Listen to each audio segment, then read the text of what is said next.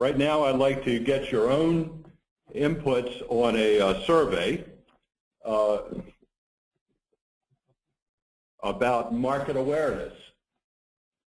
The market awareness survey should be appearing before you. Here we go, innovation poll. Market awareness, we're going to preach to you a little bit this afternoon about how important market orientation is to innovative firms. And right off the bat, we'd like to get you interacting with us and fill out these simple questions. So if you could select one of these responses from we drive the market or we're just too darn busy, pick one of those that describes the situation of your firm and how aware it is of the market around it. We'll take a second. At the end of the webinar, we're going to come back to you, look at your responses, and we're going to contrast you to numerous corporations we work with across this nation. Well, Paul, this is Tim. Let me jump in here. It looks like almost everybody has voted. I'm going to ask everyone to wrap up their voting in just the next couple of seconds here, and then I'll close those results, and again, we'll share them with everybody toward the end of today's webinar. We're going to make you wait just a little bit for the reveal, but I think you'll like the way they position the results today. Thank you, Tim. Thank you. And everybody, I'm going to go ahead and close off the polling. Thank you all for voting. We appreciate you sharing with us.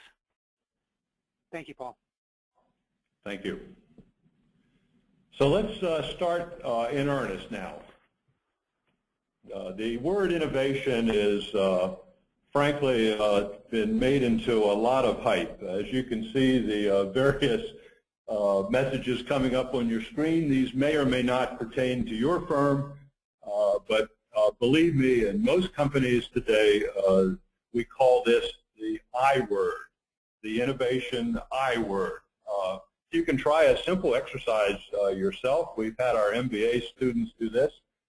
Pull out your annual reports, look at the letters to the stockholders from your chairman, and we know statistically that the word innovation is going to appear in the first page of that letter, more likely the first paragraph, and it may likely be the topic sentence of the letters from your chairman to your stockholders emphasizing how innovative your firm is. Why all the focus? Three things. In the U.S. today, companies are getting bombarded. Global competition is hammering them. This is in part a result of an offshoring strategy that has boomeranged. Thought to be the source only of cheap labor and low cost. Countries like China and India are now great innovators and producing products and services of our equal. Lastly, managers just seem more comfortable managing innovation. Cost control seems to be a way of life in all of these firms, so instead of making bold actions, they seem to be much more comfortable, spend a lot more time on managing cost and cycle times. We'll come back to how to change these behaviors repeatedly during the next 30 minutes. A common innovation problem, I told you this was going to be some crazy pictures. A common innovation problem we see is the pig with lipstick on it. What we're witnessing in U.S. firms particularly is largely incremental innovation, where innovation is occurring at all. It usually has to do with line extensions, the next release of a software package, etc. Perhaps you're adding new features to an existing platform, but in general, when we look at portfolios of companies, the projects in them are of this type, very, very incremental advances. If you're going to manage innovation, you first have to define what innovation is. These are, again, some cute pictures. I thought I would start with what innovation is not. It is certainly not a lone genius sitting in the R&D department, nor is it some ideation team that was imbued with some special skills, thought supposedly, and sent away to come back with the next big idea for the company. Innovation is also confused with another I word, invention. Certainly the innovation process contains discovery and invention, but innovation, as we're going to get into, is a lot of hard work. Think of this ratio in your head, or just jot it down at your notepad on your desk. Put a 1, 10, and 100.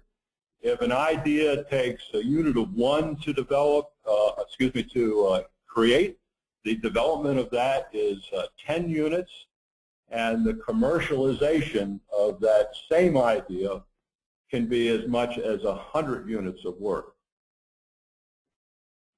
This leads right into the next chart, where everyone's ideas are important to innovation. We're as interested in ideas from field service technicians, your call center operations people, your finance people.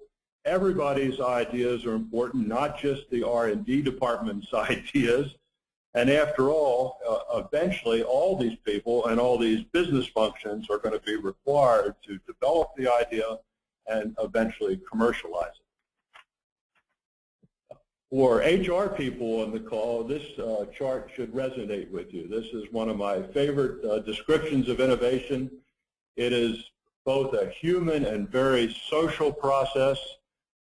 This metaphor of the medieval bazaar comes from Andrew Hargadon. You can read his writings. He's a Sims researcher at University of California, Davis. He has some of the nicest ways of talking and thinking about innovation. He likens innovation to what occurred in the mid-centuries, where East met West and people traded knowledge. This recombining of ideas is a very important notion to get into your heads about what innovation is.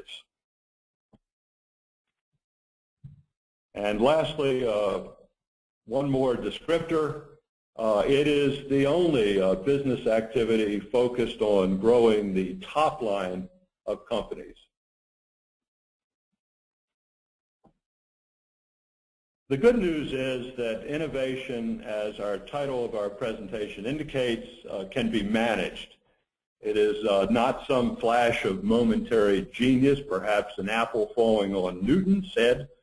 It's combining ideas, people, processes, and defined activities that you will see across all business functions.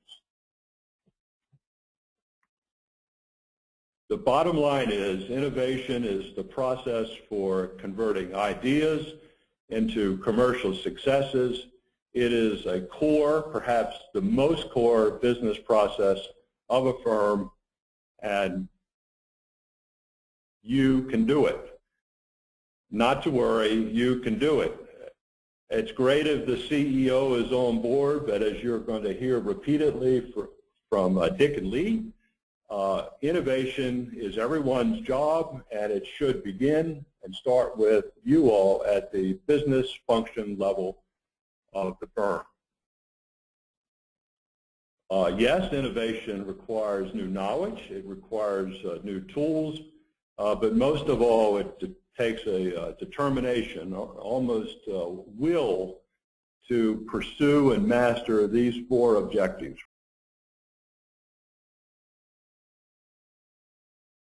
And as you'll see shortly, the cube is just that, a 3-sided figure made up of levels. I'm going to go into each of these in just a moment, competencies, and dimensions. Let's take a look at the levels. Sims research, while it's mostly concerned with its member companies, i.e. the firm level, we also look at the surrounding environment of that firm. We do research into the industries these firms participate in, and we look at entire economies that in turn the industries participate in. Let's now look at competencies.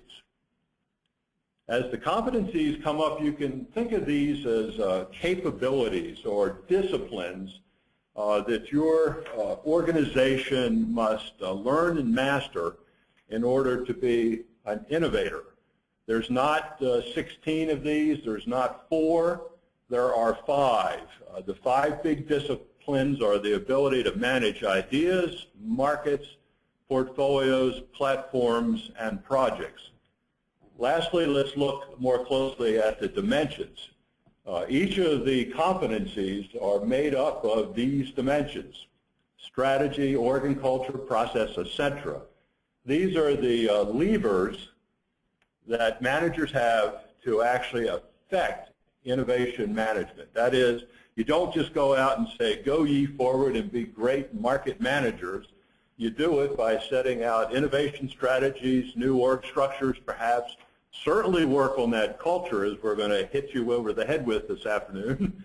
And that's how you affect and build durable, strong innovation management practices. So let me change with Dick. Dick, I think we've established that innovation can be managed. Where do you suggest we begin? Good afternoon. So in this little cartoon, what this cartoon speaks to is the fact that market signals come from a variety of locations and virtually every minute of the day. And it has huge impacts on both you personally as well as your company. Now, market signals, why are we interested in it? Pretty straightforwardly, it's because market-driven firms are more profitable than non-market-driven firms. It's straightforward. It's economical for economic reasons.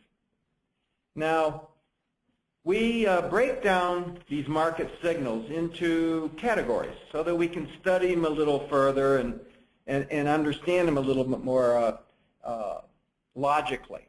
So how we do that is we break down the signals into four different categories here, called a PEST analysis: political, economic, societal, and technological.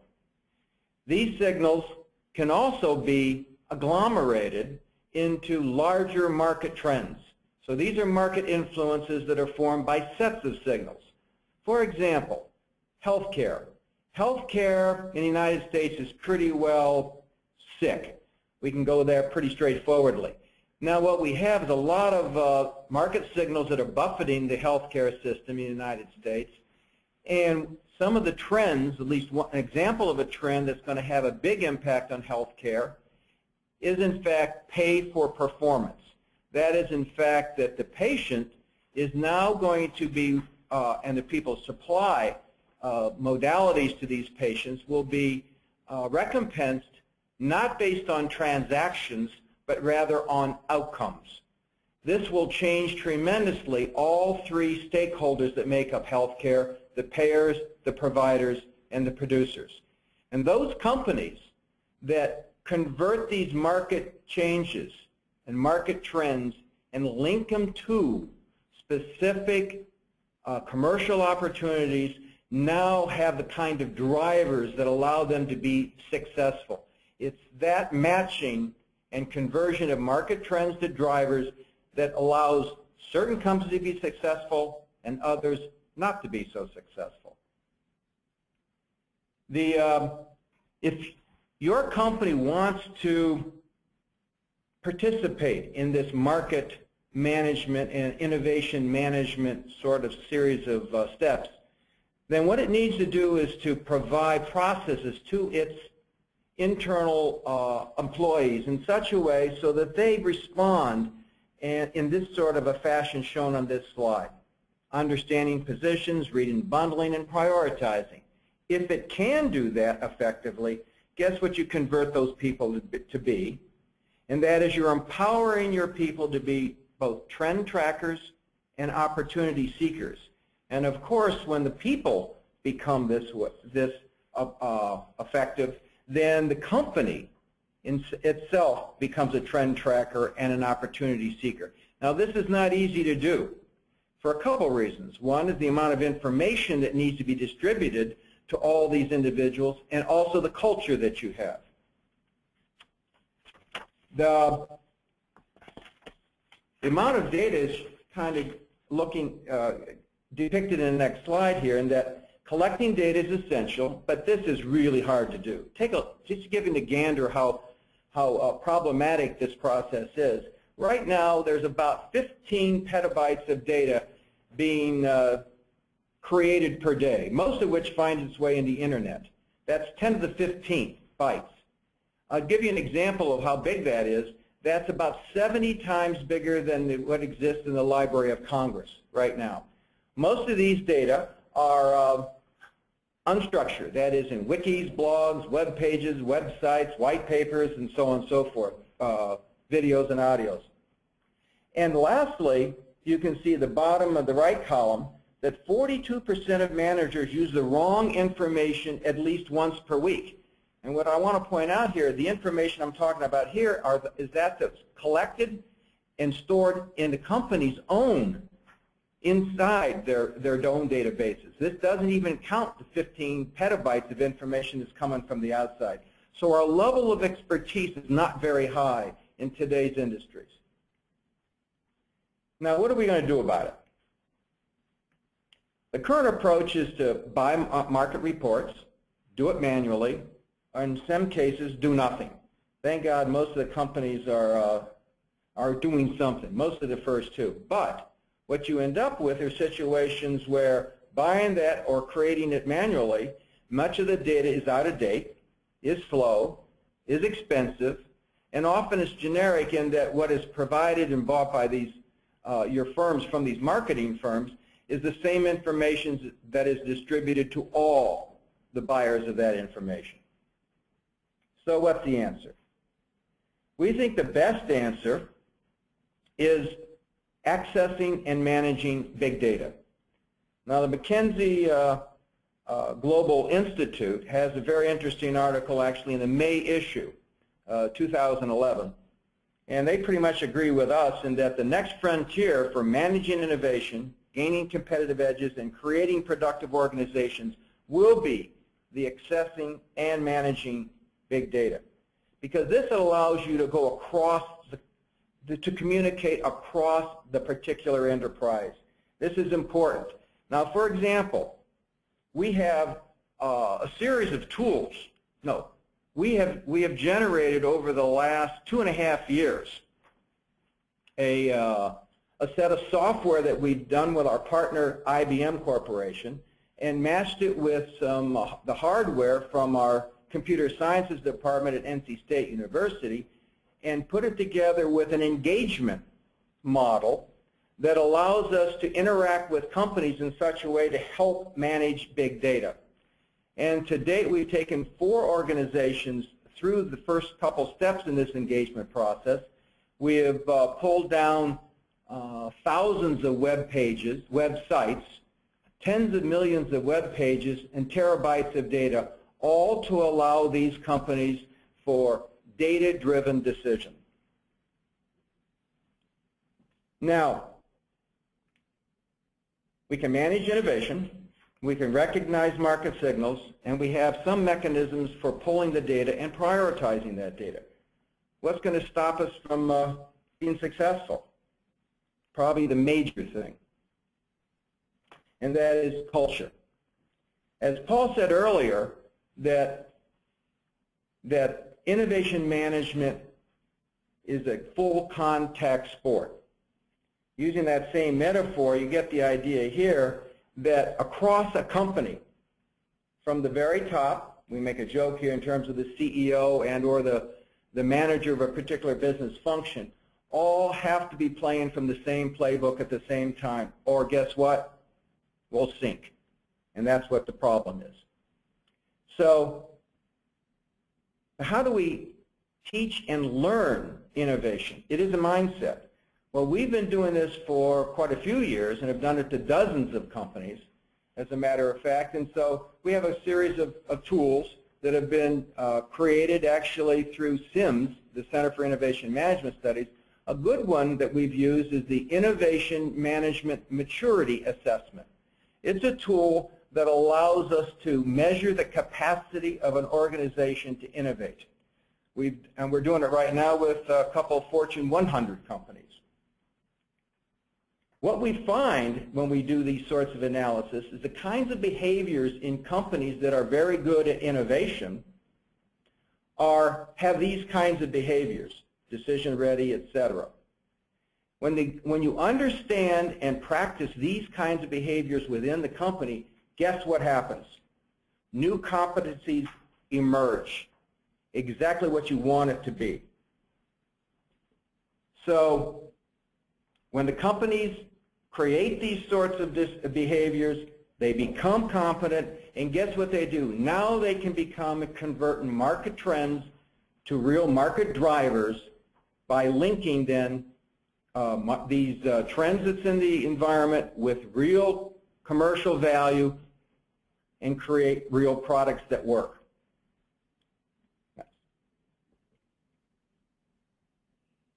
But as our colleagues, Dr. Steve Markham likes to say, when it comes to innovation, culture eats strategy for breakfast every day.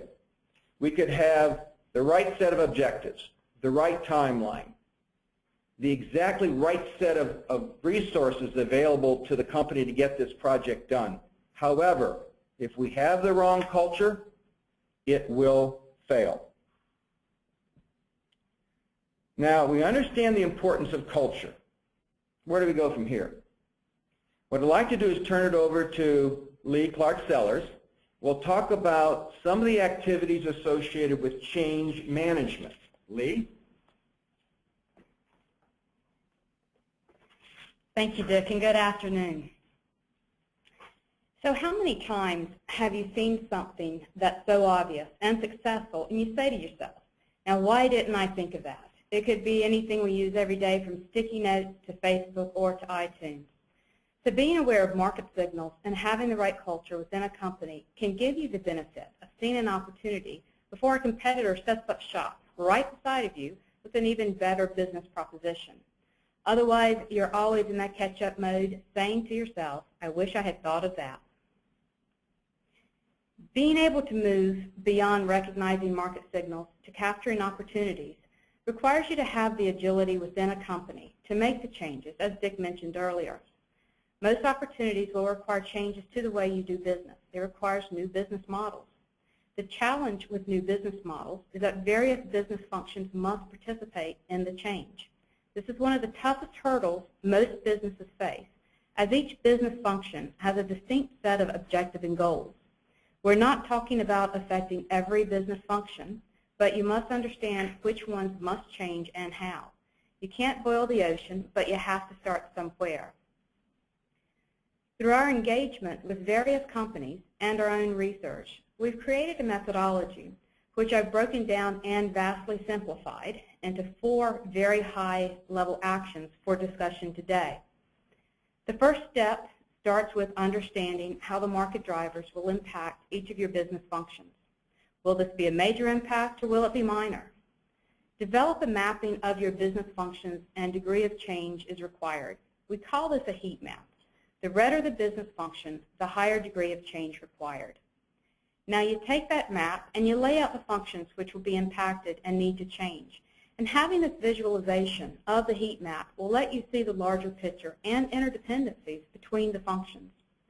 So once you have that map, you'll need to quantify the change in terms of new tools that you may need, skill sets, do they exist or do you need additional ones, resources, and the amount of time for the change to happen.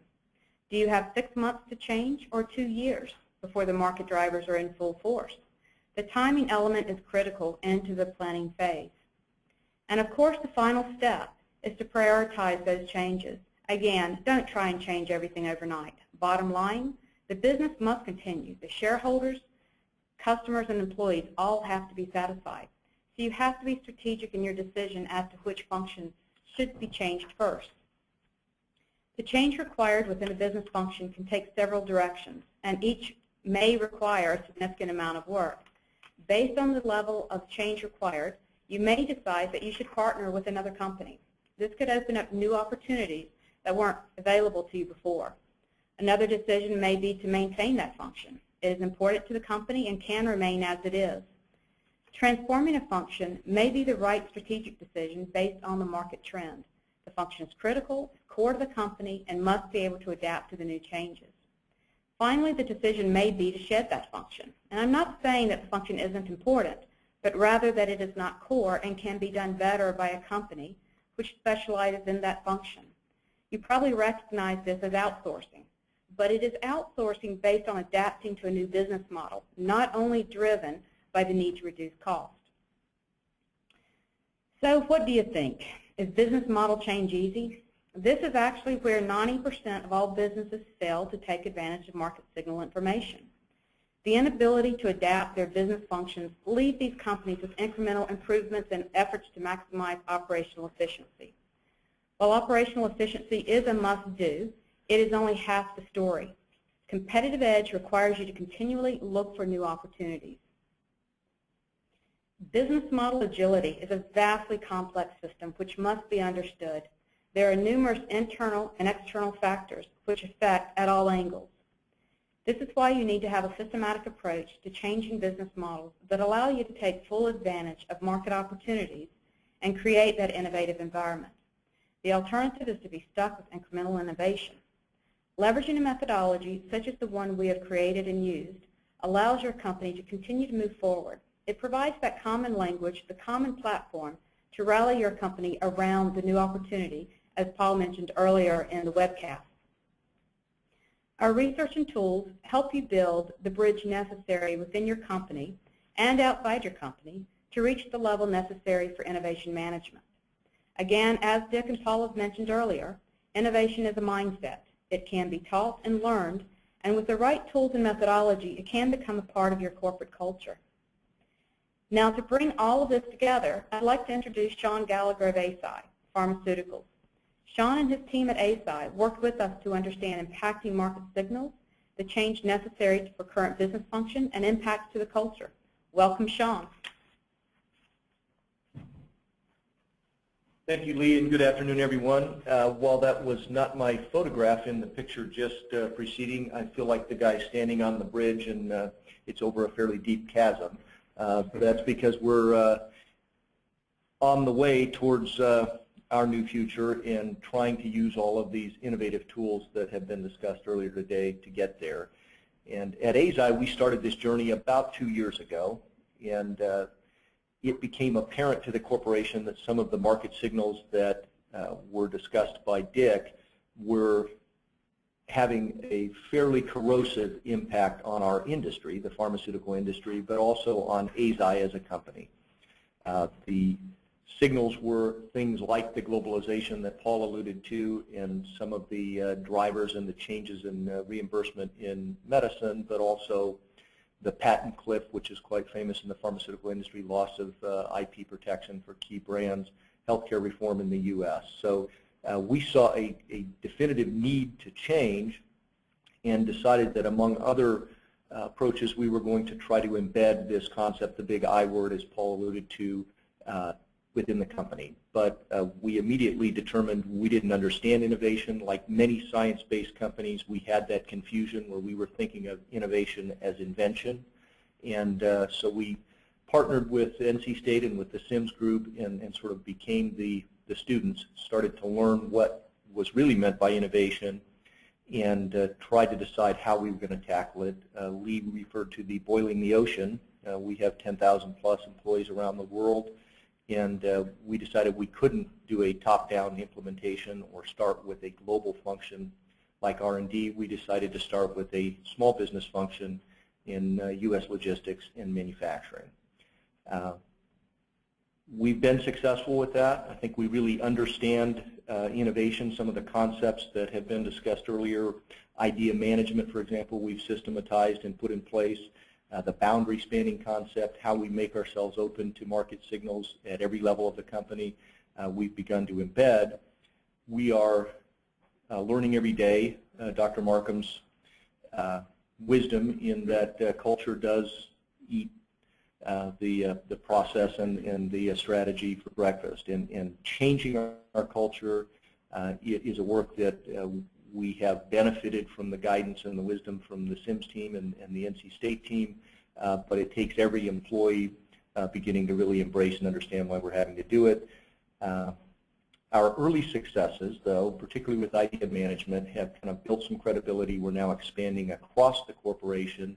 And our next step that we're doing, again, in partnership with NC State, is to try to engage this big data concept. And for us, this is to help us penetrate new markets, particularly in South America and on the African continent. And it's an area that we know very little about. There's a tremendous amount of data, a wealth of data available. Most of that isn't even in the English language, but this text analytics, an element of big data, has allowed us to access that and is starting to guide us, we hope, to a successful implementation, again, of innovation. So it's been a good experience for us. We continue to have reinforced that innovation can be managed, but it's certainly not invention. It's an overall process, and it involves modifying the culture of the company. Thank you, Sean. And this is Paul again. Before I wrap up, I'd like to get your inputs on the little poll we conducted. Tim, perhaps you can give us the scores, or how did these people score their market awareness? Well, thank you, Paul. Let me go ahead and pose it out again. The question was, where do you stand? And here are the answers. Thanks, everybody, for voting, and let me show you the results. Oh, okay. Very, very interesting. You wouldn't believe, or maybe you would, how many response threes we get about being just too darn busy. Of course, that was tongue-in-cheek. But few of you felt that you're actually driving the market, but you have a very healthy response of being in touch with the market. Frankly, I'm not going to name the firms. We'll keep them innocent to protect the guilty, but in most organizations, as we've told you earlier, we have ways of assessing the maturity of market management practices, etc., and they don't score this well. In fact, we've even come up with a pattern, a name for this. We call it ships without rudders. They're too reliant on consultants and are not taking the time themselves to learn and do market management, as Dr. Corey was telling you. But anyway, great responses. Let's begin the summary, and then we'll open it up to questions. Just a couple more charts. Well, hopefully, Paul, let me jump in again, if I could, before you start the summary. Just a reminder for everybody, if you would like to submit any questions for any of our panelists, you can use the questions module on your control panel, and feel free to send those on in anytime now. Thanks, Paul. Thank you, Tim. Hopefully today you have seen that you can yourselves do these things, that you can manage innovation, you can address market signals, you can manage your culture, and if necessary, actually change business models starting at a functional level. But most importantly, I want to end on this final thought, and that is we have resources that can help you on this journey, but really the task is up to you. You need to have the vision, have the drive, be the champions in your own organization. We'll help you on this journey, but it is a management process that you indeed can control. We have on your screens, you can see information about how to contact us. We'd love to engage in a dialogue with any of you. Just feel free to use any of these contacts, download the articles that are referred to. Go look at some of these tools on our website yourself. We have versions of them out there you can play with. So at this time, Tim, we have, let's see, by my Mickey Mouse hand, we got about 8 or 9 more minutes left before 2 p.m. Eastern Daylight Savings Time. How about some questions from the audience? Excellent, excellent. Well, we do have some questions coming in. Let me start with one from Janet here. Janet, thank you. Her question is, what is involved with your management maturity assessment, and how does it get administered? Oh, I can answer that one. In fact, if you want to see the IMMA, we have acronyms for everything, the Innovation Management Maturity Assessment. You can go out to the SIMS website, and there's a full description of it. Better yet, There's a practice version of it. You can actually take the assessment. It only requires 10 responses. We're all former business people ourselves. We're academics and we all have business backgrounds. We know how busy you all are. So 10 questions, 5 questions about the competencies, 5 about the dimensions, and we'll create a heat map that I think will give you a lot of insights as to the level of practice of innovation in your firms. Oh, Mark's written down here, the SIMS website for everybody is cims.ncsu.edu. Feel free to go there and read about the maturity assessment. If you have any more questions, just contact us. Next question. Excellent, thank you. We have a great question coming in from Desmond. Desmond is asking, what's your advice for a company where the head office is in a foreign country, but the majority of the operations are done here in the U.S.? How can you drive a culture innovation in a two-parent world? Excellent question. I am going to turn this over to Sean of the grand, proud Eisai, Japanese-based pharmaceutical firm. Hold on, Desmond. Well, as a matter of fact, Desmond's headquarters are in Japan as well, so it's very. Oh, perfect. So I wouldn't say that it's an easy step or a quick step, but for us, a U.S. subsidiary of a global corporation based in Japan, we had the benefit of a chairman who, like many, as Paul alluded to, uses innovation frequently, who was driving and pushing for the company to think differently.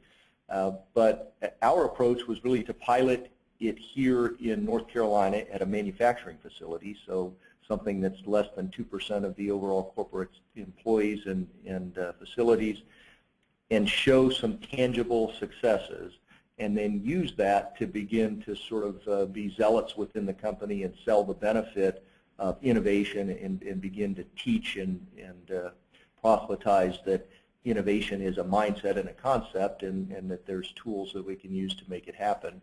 We've now got both our U.S. headquarters and our Japanese headquarters intrigued, interested, and so they're asking the questions, and we're beginning to get the opportunity to push back and help train them. Excellent. Great answer. Great answer, Sean. This is Paul again. Personally met with Naito-san, the chairman, founder, and chief executive officer, and believe me, he gets it. Next question. Excellent, thank you. And Sean, let me ask a follow-up question for Sean, again from Desmond. Desmond's asking, at Eisai, Sean, how are you dealing with the leaders and line-level employees who do not want to change? Sure. Really, every individual is slightly different, and we have to deal with them differently, but as an underpinning of the concept of innovation and the concept of the importance of culture, it begins with kind of education and gaining excitement and enthusiasm. For us, that's been in part some successes, sort of early evidence that innovation is something they can participate in. Our idea management program invites input from people at every level of the company, and they can see that it's driven by their ideas and not by executive management. Almost conceptually, when we started it as sort of a distant outpost from the corporate headquarters and drove it from the bottom up, I think we're getting buy-in, and it's worked for us. I think it can work elsewhere. Excellent. Thank you very much. Paul, let me throw a question here from Pravir, and I apologize if I'm mispronouncing that name. We're handling L&D department of a power company. How do we go about how do we go ahead with promoting innovation in a company and making it a culture? So basically, it's a getting started kind of question. How do you create that culture? The best way to get started is 2 ways. One, an internal inspection. As we've mentioned, we have scads of tools that look at various dimensions of the cube. We'll be glad to help you with that. And also, in parallel, look external to your company. One of the things we did at Eisai is we did a big scan, obviously, of the pharmaceutical industry and the macro trends that were about to pound it. We started this 2 years ago. So both an internal inspection and an external scan, and between the 2, you'll have all the grist you'll need to start an innovation program. Fantastic.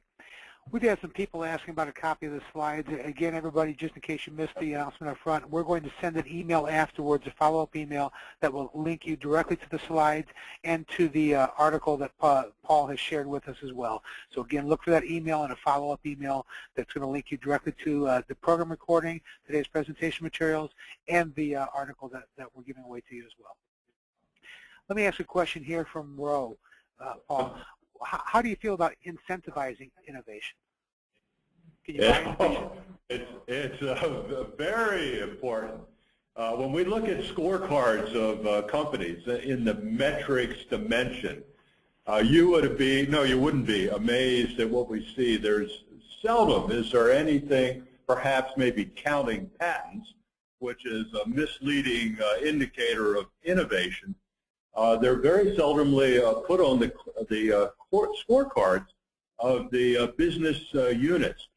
If people are interested in that, we've done all kinds of research and have all kinds of short, nice papers about modern innovation metrics and new incentive and reward systems to spur and excite people towards innovation. Great, great question.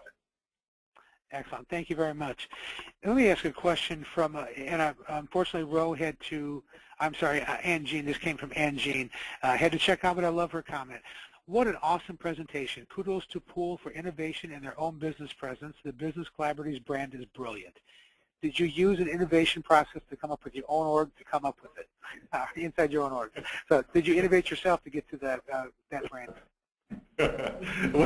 We all graduated with graduate degrees from the School of Hard Knocks. It's a little south of Raleigh.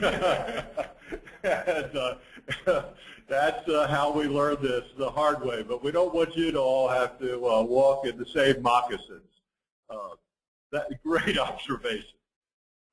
That is a great observation. Thank you very much for sharing that with us. And Ro had another question. Just in general, do you have any thoughts about innovation in specific industries, and how much does innovation do industries play? And specifically, what's your signal from the pharma industry today? Sean, Dick, maybe, Dick, come on forward. Dick manages our MBA program in biopharma, so I want him to comment on this. Yeah, so ask the question one more time. Yeah, Ro was asking, and I'll even read the full question to you if you'd like here. I apologize, bear with me for 1 second.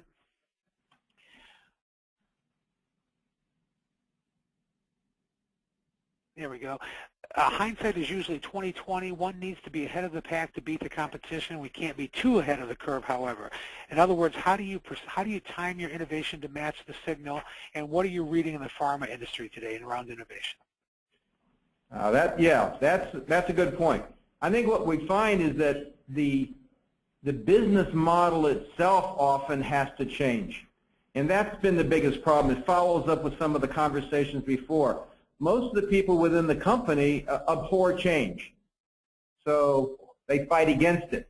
And pharma certainly is one of the best examples of that. They've never had to change, and so they don't change. Reticent to change. Now the question is how to get them to change. It's a funny thing. What's driving change right now within pharma is the fact of a lot of pain. And that is that, as Sean alluded to originally, that right now there's somewhere in the order of about $100 billion worth of therapeutics coming off patent over the next 24 to 36 months. And that kind of change is dominating their board meetings. And so what they're looking for is to act more like biotech companies.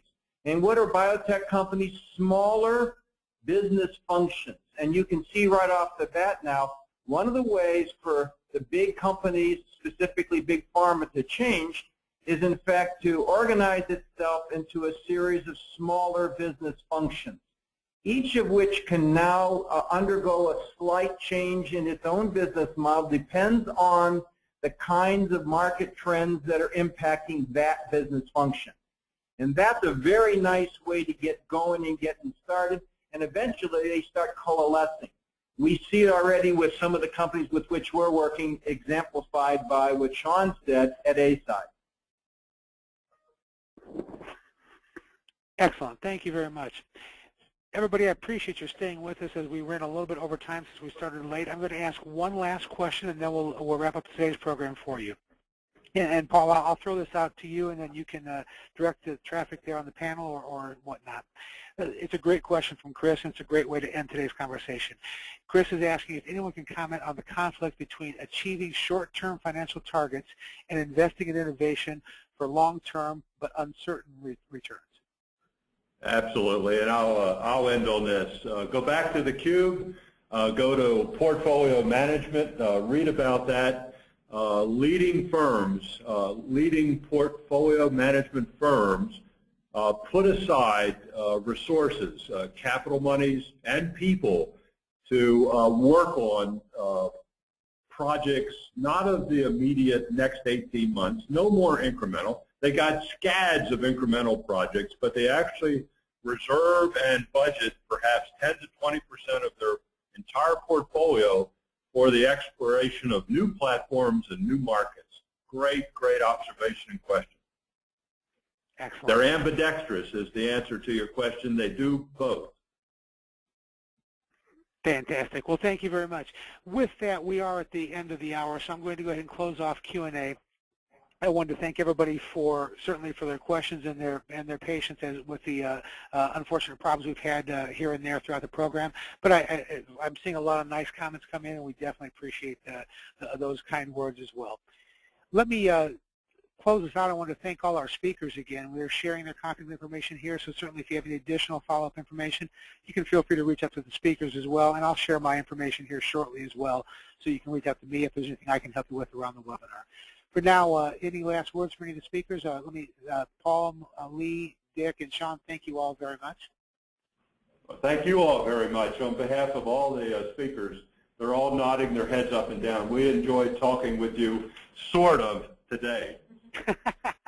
Fantastic. Well, on that happy note, let me invite you all to get back on that horse again and come see us again. Though we don't always have these kinds of problems. These are actually very unusual, so we're laughing a little bit about it today. We are taking it very seriously, but these are unusual problems, so please come back and see us again.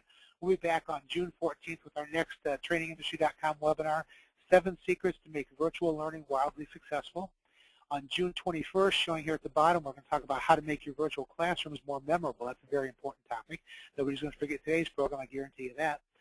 And on June 20th, we've got part of our executive seminar series, George Weathersby, the CEO of Young Presidents Organization International and the former CEO of the American Management Association, is going to join us for a special seminar on leading, alignment, and execution. So I know you're going to want to join that. You can find out more information on these programs by going to trainingindustry.com. You can type in webinars in the search box to get to the 14th and 21st programs, and type in seminars to get to the Weathersby program. Won't be hard to find. If you just go to the events tab, you'll also find us that way as well. So we look forward to seeing you at these programs. As mentioned, I'm sharing my contact information down here. If I can help connect you with those programs or anything else, certainly feel free to reach out to me. In the meantime, I'm going to repeat my thank you for Paul Muggy, Dick Corey, Lee Clark Sellers, and Sean Gallagher. Great presentations for all of you. And I wanted to also thank NC State University and the Center for Innovation Management Studies for sponsoring today's program. We appreciate the chance to work with you. And most of all, I wanted to thank one final thank you, all of you out there in the audience. We appreciate your time, your attention, your participation, and your comments and interactions along the way in today's program. We look forward to seeing you back here for a future webinar. In the meantime, enjoy your weekend. Have a great week next week, and we'll talk to you all soon. Bye-bye, everybody.